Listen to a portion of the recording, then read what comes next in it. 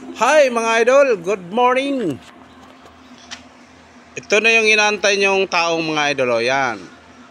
Simula nung pagpasok niya dito. Ilang buwan ka na dito, idol? 6 na po. 6 na po na ako dito. O, 6 na buwan na siya mga idol. Simula nung nagtrabaho siya dito, idol, problema talaga siya sa tungkol sa pera, gawa ng wala siyang pera. Ngayon, mapira na siya mga idol. Mayaman ka na ngayon? Malapit na. Mayaman sa utang. TikTok. Oh, sa TikTok daw siya umasa sa Queens mga idol. Ayan. 6 na buwan na, kaya yan. Simula nung nagtrabaho siya dito, idol, nung sa lugar nila mga idol, ay ito ay Manakahig Luboy ba? Bisaya pa. Maakyat ng niyog, nagpapasuhol. Yun lang alam niya doon mga idol, pasuhol ng mga kung ano, basta bukid. Nung pumasok siya sa construction, hindi niya alam yung mga tools. Kaya tinatawanan pa siya kasi hindi niya alam yung mga tools, kung anong tools na iutos sa kanya. Yung parang binubuli-buli siya, binibiro-biro. Pero okay lang sa kanya. At least, dito daw siya natuto sa mga ganitong trabaho. Kasi bukid nga siya eh. Yan. Ito si tawag sa lugar nila na Buloy Molina.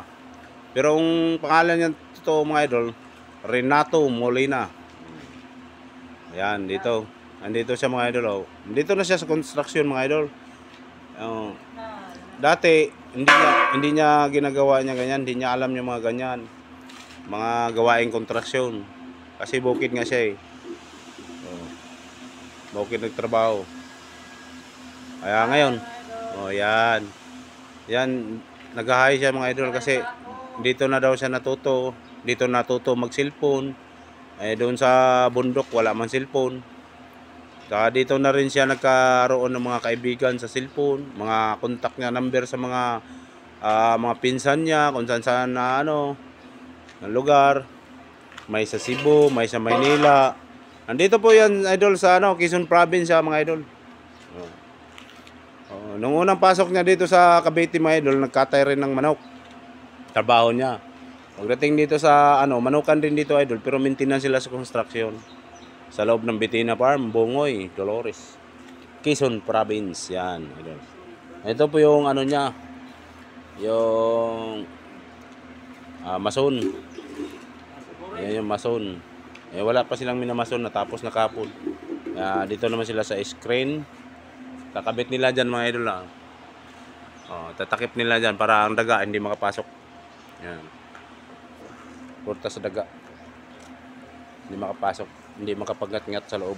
Mga wire. Ayan o. Kaway ka uli, idol. Salamat po. Yan. Thank you ng marami. Salamat. God bless sa inyong lahat. God bless. Yun lang po mga idol. Thank you. Pinakilala ko niyo si Renato Molina.